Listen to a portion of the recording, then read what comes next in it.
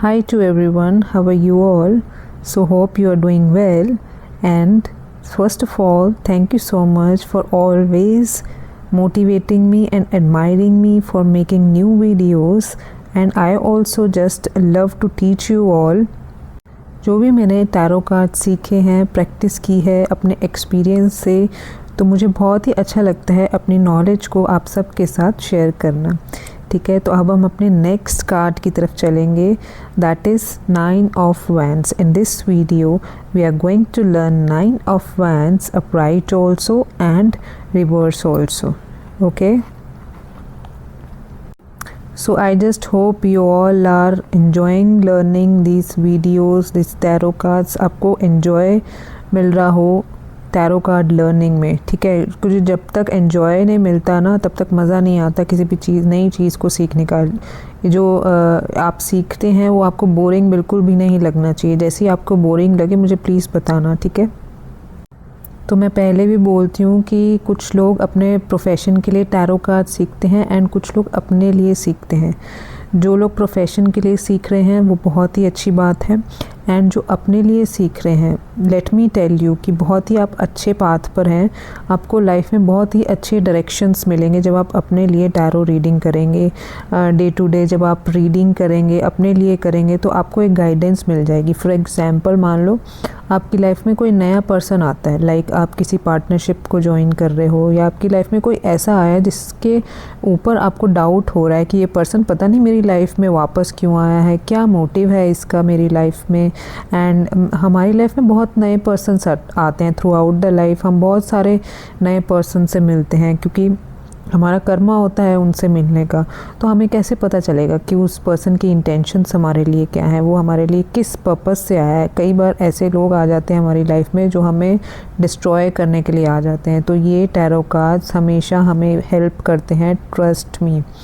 ये मेरे साथ एक्सपीरियंस हुआ है। एंड आपको एक मज़ेदार सी चीज़ बताती हूँ कि जब मैंने टैरो रीडिंग अभी लर्न करना शुरू ही किया था, तो मेरी लाइफ में भी ऐसा कोई पर्सन आया था चीट करने वाला। एंड जब भी मैंने ऐसे ही चेकिंग के लिए कार्ड्स निकालती थी तो वो डेविल का कार्ड आता था। तो आई वाज लाइक, इतना ट्रस्ट नहीं था तब कार्ड्स के ऊपर। ऐसा लगता था कि ये ऐसे ही आ गया होगा, मुझे कौन सा अभी इतने अच्छे से टैरो रीडिंग आती है। तो मैं डाउट करती थी बहुत ज़्यादा। एंड जब उस पर्सन ने चीट किया तब पता चला कि कार्ड्स कितना सच बोलते हैं, कि वो एक डेविल ही था मेरे लिए। तो so this is how you can help your self with tarot cards. Okay, तो चलो अब हम टाइम वेस्ट नहीं करते, हमारे नेक्स्ट कार्ड की तरफ चलते हैं। सबसे पहले हम इसकी वाइब्स को चेक करेंगे, कैसी वाइब्स आ रही हैं आपको बताइए। इसमें ऐसी मतलब बहुत नेगेटिव वाइब्स भी नहीं आ रही, लेकिन बहुत ज़्यादा पॉजिटिव वाइब्स भी नहीं आ रही। लेकिन एक चीज़ है, इसका बैकग्राउंड देखिए ग्रीन कलर का है, इसका मतलब कार्ड पॉजिटिव है। कार्ड के अंदर कोई भी नेगेटिविटी नहीं है। हम बैकग्राउंड को भी चेक करते हैं कि बैकग्राउंड हमें क्या मैसेज देना चाहते हैं। ग्रीन कलर का बैकग्राउंड हमें एक बैलेंस का मैसेज देना चाहता है। लाइक ग्रीन ग्रास होती है कि लाइफ में जो है मतलब बैलेंस्ड है, बहुत ज़्यादा नेगेटिव भी नहीं है एंड बहुत ज़्यादा पॉजिटिव भी नहीं है, बट ये पर्सन इसको बैलेंस को मेंटेन करने की कोशिश कर रहा है। तो अब इस पर्सन को देख के हमें क्या फीलिंग आ रही है। जो 8 वैंड्स है वो पीछे हैं, ठीक है, बहुत अच्छे से मेंटेन है ये, मतलब गिरने वाले भी नहीं है वैंड्स। और एक वैंड जो है वो इसके हाथ में है। एंड ये क्या सोच रहा है, मतलब ये बहुत ज़्यादा इनसिक्योरिटी है इस पर्सन के माइंड में। ये सोच रहा है कि मेरी ये जो 8 वैंड्स है ये भी कोई उठा के ना ले जाए, ठीक है। कोई ना कोई ऐसी सिचुएशन है इसकी लाइफ के अंदर, वेदर रिलेटेड टू करियर और रिलेशनशिप। इसके जो हेड है उस पर कुछ चोट सी नज़र आ रही है, और ये कुछ बहुत डीप थिंकिंग कर रहा है। ये ऐसा लग रहा है कि अब मेरे साथ ये गलत ना हो जाए, अब मैं अपने साथ गलत नहीं होने दूंगा, बहुत हो गया, अब मेरी लाइफ ने मेरे साथ बहुत गलत कर लिया, अब मैं नहीं चाहता कि मेरे साथ गलत हो। एंड ये कंफ्यूज भी हो रहा है उस चीज़ को लेके, डर रहा है। सबसे पहली बात, इसके फेस पे एक डर सा फीलिंग भी आ रही है, फियर है इसके फेस पे। इसको ऐसा लग रहा है कि यार अब ऐसा हो गया तो क्या करूँगा। इसके माइंड में इल्यूजन्स आ रही हैं। ये पर्सन ऐसा सोच रहा है कि बहुत कुछ मेरी लाइफ में स्ट्रगल ऑलरेडी हो चुका है एंड अब मैं वो चीज़ फेस नहीं कर पाऊँगा, और अगर फिर दोबारा से मेरे साथ ऐसा हो गया तो क्या होगा। ठीक है, ये कार्ड एक्चुअली में यही बताता है। Okay, this is the situation in the card. तो अब हम सबसे पहले हम ये देखेंगे अगर हम कार्ड निकालते हैं कि ये पर्सन किस टाइप का है, क्या कैसा पर्सन है। तो इस पर्सन की लाइफ में पास्ट में काफ़ी स्ट्रगल रहा है। हो सकता है रिलेशनशिप को लेके, हो सकता है करियर को लेके, दोनों में से कोई एक चीज़ या दोनों चीज़, कुछ ना कुछ इसकी लाइफ में स्ट्रगल रहा है एंड अभी ये उस चीज़ से बाहर नहीं आया है। ये पर्सन इनसिक्योरिटी बहुत ज़्यादा फील करता है। अभी ये हो सकता है इस सिचुएशन में हो कि ये आपके ऊपर डाउट करे, लेकिन वो इसकी गलती नहीं है, वो इसके स्ट्रगल्स की गलती है। ठीक है, अगर आप उनसे बात करते हैं, वो आपके ऊपर डाउट कर रहे हैं या थोड़ा सा श्योरिटी होने में टाइम लगा रहे हैं, तो आप इस चीज़ को समझिए कि ये पर्सन अभी काफ़ी स्ट्रगल से गुजरा है। ठीक है, और अभी डरा हुआ है। उन्हें ऐसा लगता है कि दोबारा मेरी लाइफ में ऐसा दोबारा ना हो जाए। ठीक है, ऐसी सिचुएशन इस पर्सन की दिखाई दे रही है। और सिर पे चोट, ये दिखाई देना कि ये मेंटल स्ट्रेस बहुत ज़्यादा ले रहे हैं ये पर्सन। ठीक है, और एक और मुझे वाइब आ रही है इस पर्सन से, लाइक ये कुछ ना कुछ मतलब छुपाने की कोशिश कर रहा है। लाइक मान लो किसी ने कोई अचीवमेंट किसी को मिल गई, लाइक एक पर्सन है, मान लो उसने कुछ अचीव कर लिया लेकिन वो आपको बता नहीं रहा। ठीक है, तो उसे इनसिक्योरिटी सी आ रही है कि यार मेरे इस पे ना कोई नज़र ना लगा दे। तो मुझे ऐसी वाइब्स भी आती हैं ऐसे कार्ड से ना, क्योंकि मैंने एक बार रीडिंग करी थी, तो एक पर्सन की रीडिंग करी थी, तो उसमें ऐसा कार्ड सा आया था। तो उसने मुझसे पूछा था कि मेरा एक फ्रेंड है, वो अपनी वेल्थ जो है हमेशा बिल्कुल बताता नहीं है, छुपा के रखता है। उसके पास कितनी प्रॉपर्टीज़ हैं वो कभी नहीं बताता। तो मैंने कहा हाँ, उसे ऐसा लगता है कि उसे कोई नज़र ना लगा दे, इसकी वजह से वो हमेशा चीज़ों को छुपा के रखता है। इसे इनसिक्योरिटीज़ होती है ना कि मेरी चीज़ों को कोई देख ना ले, कोई आना नहीं चाहिए, इसके आसपास कोई आना नहीं चाहिए जो उसको ले के चला जाए या फिर नज़र लगा दे इसके ऊपर। तो इसे ऐसी भी चीज़ें इसके माइंड में आती हैं। ठीक है, ये एज़ पर मैं एक्सपीरियंस बता रही हूँ। ठीक है, और इसके मन में एक चीज़ और रहती है कि ये मेरा है, मतलब ये चीज़ें मेरी हैं, मैं वाली थिंग, मेरी वाली थिंग इसके अंदर भी काफ़ी है कि इसको लगता है कि मेरी है, मैं किसी को देना नहीं चाहती। लाइक ये वाली चीज़ भी इस पर्सन के अंदर है। मेरा रिलेशनशिप है, मेरी दोस्त है, मेरी प्रॉपर्टी है, मैं किसी को इंटरफेरेंस, ये पर्सन इंटरफेरेंस जो है नहीं चाह रहा अपनी लाइफ के अंदर। ठीक है, तो ऐसी सिचुएशन डिफरेंट रीडिंग में आ सकती है। सारी सिचुएशन हम एक ही रीडिंग में यूज़ नहीं कर सकते। आपको जैसी वाइब्स आ रही हो, आपको जैसी इंट्यूशन आ रही है, तो आप उसी के अकॉर्डिंग बोलेंगे। और बहुत ज़्यादा भी नहीं बोलना और बहुत कम भी नहीं बोलना। कोई भी क्वेश्चन आ जाता है तो एक कार्ड के 100 मीनिंग होते हैं, तो आप 100 के 100 बताओगे ना, तो उसमें से 40 तो गलत निकल जाएंगे, क्योंकि हमेशा वो चीज़ें नहीं लगती हैं, है ना। तो आपको की को लॉक के अंदर कैसे फिट करना है या आपको देखना है, क्योंकि जो आपको इंट्यूशन उस टाइम आ रही होती है आपको वही बोलनी है। एक्स्ट्रा लर्न करके नहीं बोलना, जो आपने सीखा है वही सारा का सारा बोल दो। अपनी इंट्यूशन का भी यूज़ करना है।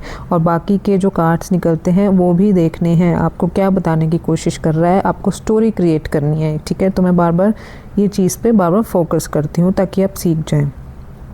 तो चलो अब हम लव एंड रिलेशनशिप की तरफ चलते हैं।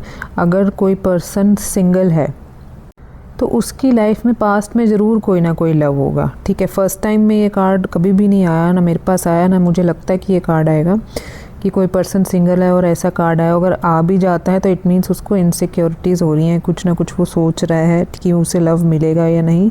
लेकिन जब भी आता है इसका मतलब पास्ट में उसके साथ कुछ ना कुछ ऐसा गलत हुआ है कि उसे अब कोई पार्टनर उसकी लाइफ में आता है तो पहले ये पर्सन डाउट करना शुरू हो जाता है उसके ऊपर। ऐसा लगता है कि ये भी मुझे धोखा तो नहीं दे देगा, क्योंकि इसके साथ पहले बहुत बुरा हुआ होता है ऑलरेडी। तो ये पर्सन सोचता है कि यार मेरे साथ बुरा तो नहीं हुआ होगा।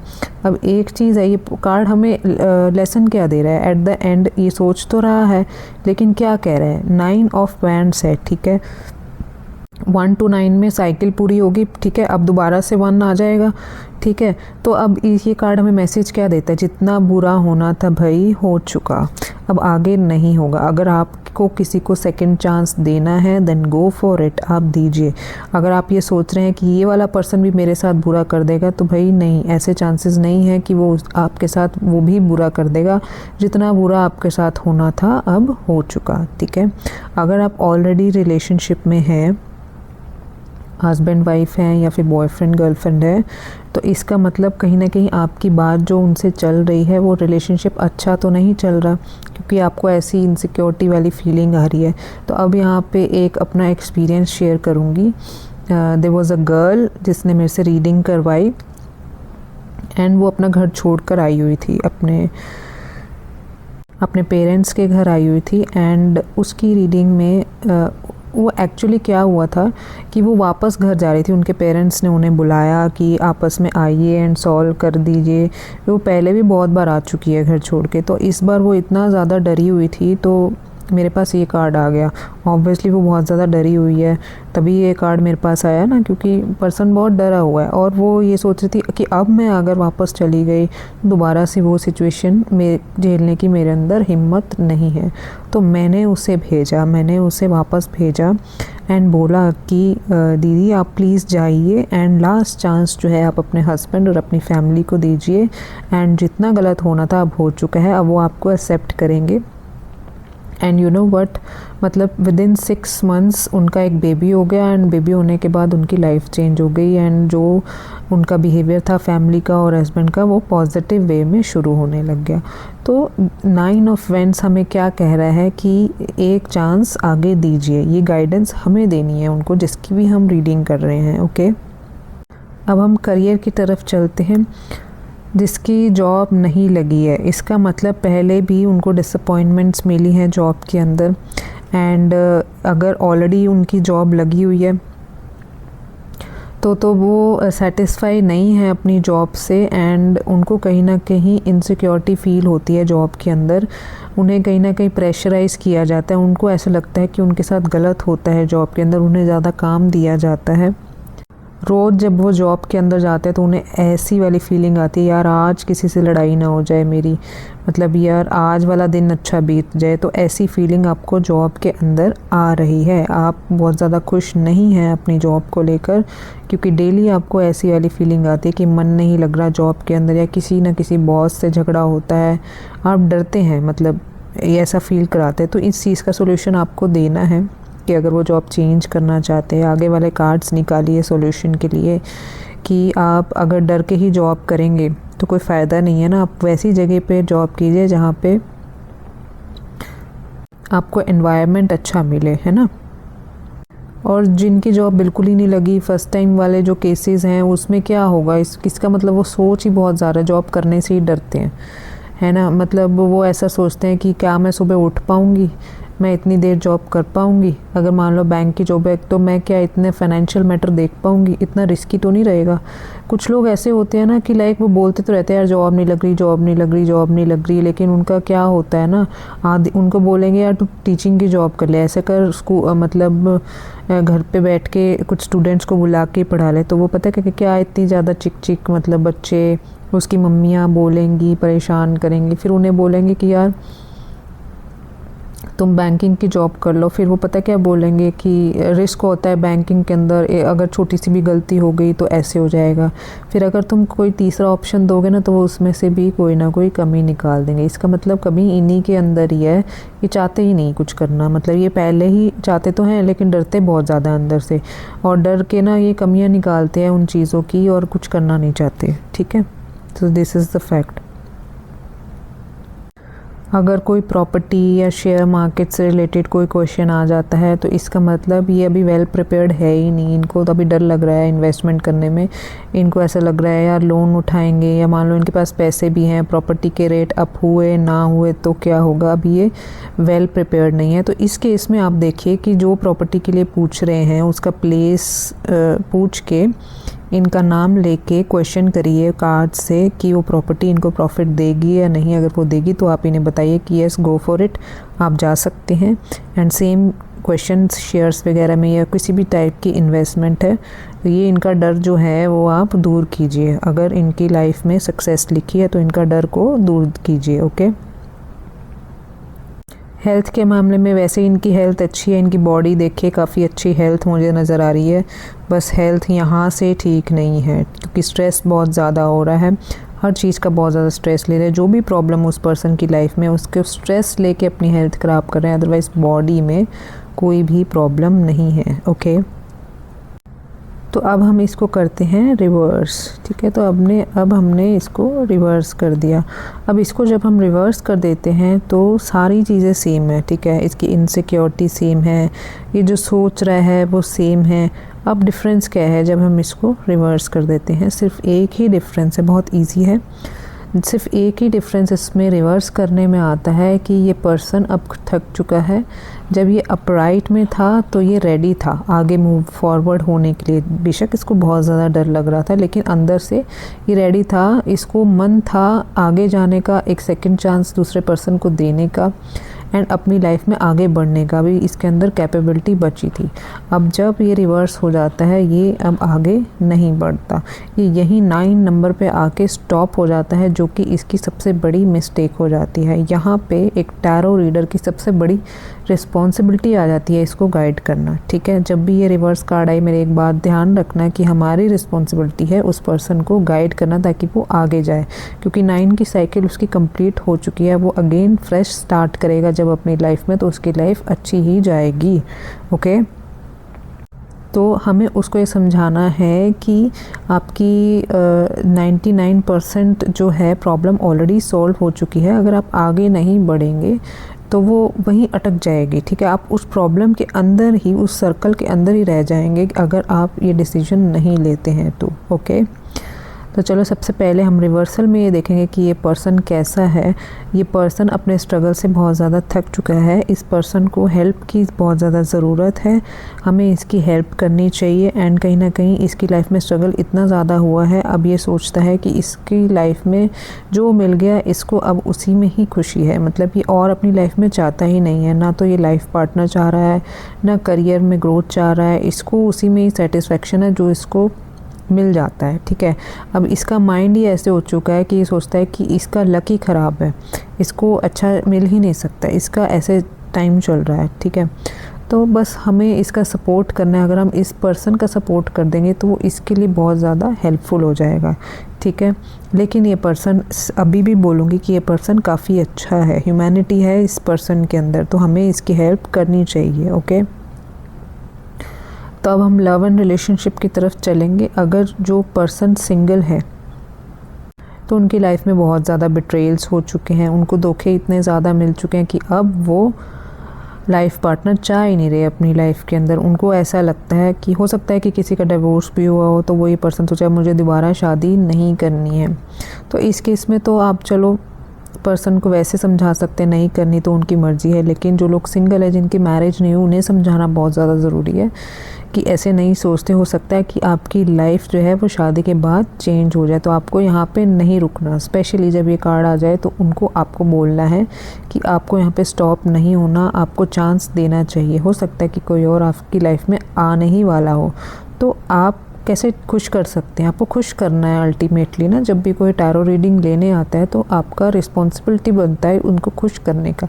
मैं ये नहीं कह रही कि नेगेटिव कार्ड्स आ जाएं तो आप उनको पॉजिटिव बताइए, ये गलती तो बिल्कुल नहीं करनी, लेकिन उस पर्सन को ये फील होना चाहिए कि उसका दिल हल्का हो गया, क्योंकि एक पर्सन की लाइफ 100% नेगेटिव कभी नहीं होती। आप और कार्ड्स निकालेंगे, आपको पता चलेगा कि कहाँ पे चांसेस हैं, इसके रिलेशनशिप सेक्टर अच्छे हैं या फिर करियर अच्छा है, कुछ ना कुछ तो उसका अच्छा ज़रूर मिलेगा और वही आपको बताना है, उसी से ही उनको खुश करना है कि यार ये चीज़ आपकी बहुत अच्छी है, आप ये चीज़ आपकी लाइफ में आपको बहुत आगे लेके जाएगी। ऑल्दो आपकी ये चीज़ अच्छी नहीं है लेकिन ये चीज़ बहुत अच्छी है, तो उससे क्या होगा, बंदे को सेटिस्फेक्शन होगी कि यार सारा कुछ तो नेगेटिव नहीं है मेरी लाइफ के अंदर।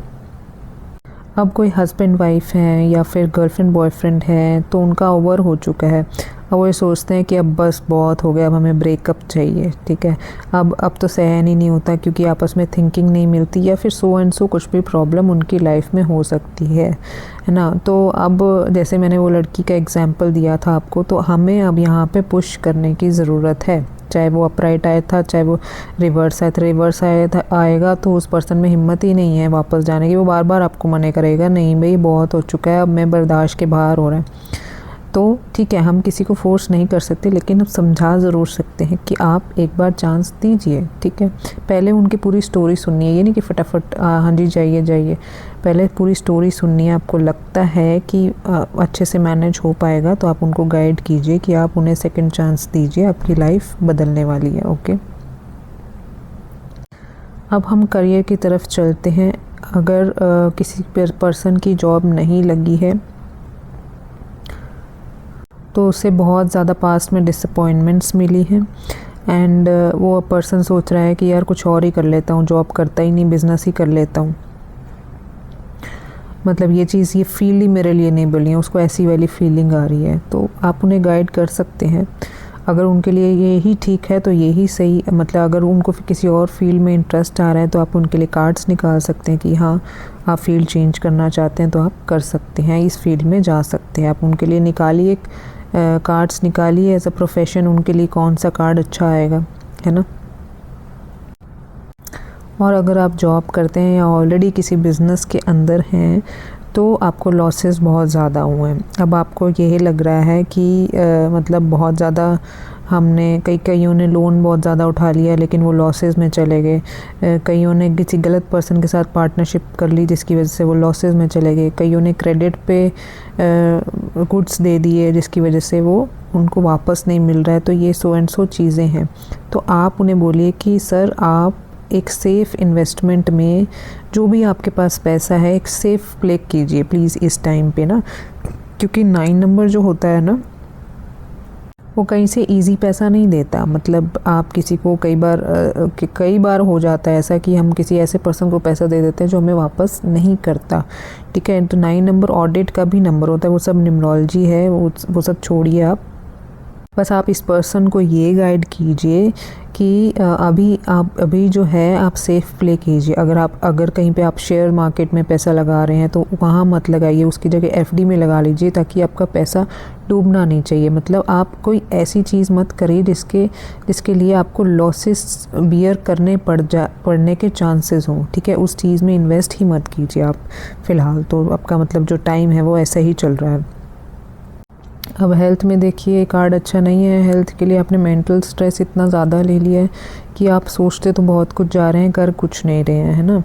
आप उससे बाहर निकलने की सोच ही नहीं पा रहे हैं। मतलब आप अपने ही दुनिया के अंदर गुम हैं। आप इतनी ज़्यादा नेगेटिविटी आपने बियर कर रखी है कि उसका असर आपके हेड पे पड़ रहा है, जिसकी वजह से आपको माइग्रेन की दिक्कत हो सकती है, सर्वाइकल की जितनी भी हेड से रिलेटेड दिक्कतें हैं, माइग्रेन, सर्वाइकल, वो चीज़ें आपको हो सकती हैं, ठीक है। आई जस्ट होप मैंने कोई पॉइंट मिस नहीं किया।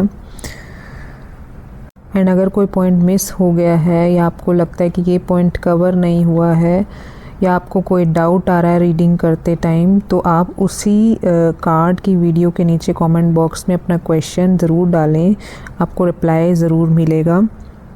And my good wishes are always with you. मैं ये चाहती हूँ कि मेरे से जो पर्सन सीखे वो एक अच्छा टैरो कार्ड रीडर ज़रूर बने। एंड प्लीज़ अपनी सक्सेस स्टोरी जब भी आप एक परफेक्ट टैरो कार्ड रीडर बन जाएंगे तो अपनी सक्सेस स्टोरी प्लीज़ मुझसे शेयर ज़रूर करना, ठीक है।